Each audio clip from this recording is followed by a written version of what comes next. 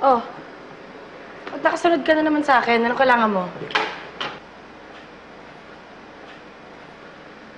Ate Vicky, makikiusap lang sana ako sa'yo. Kung pwedeng makasama namin si Daddy. Di ba nag-aral ka sa magandang eskwelahan? Bakit hindi ka makaintindi? Hindi nga pwede.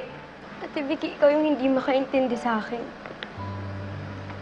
Nasa ospital yung daddy namin. Ate Vicky, nahihirapan kami na hindi namin siya makasama.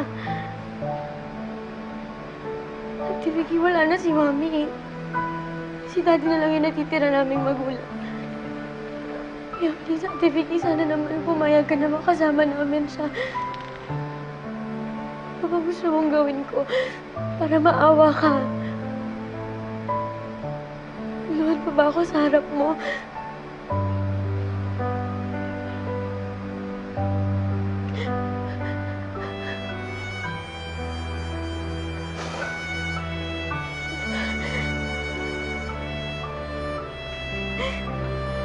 Ate Vicky, please.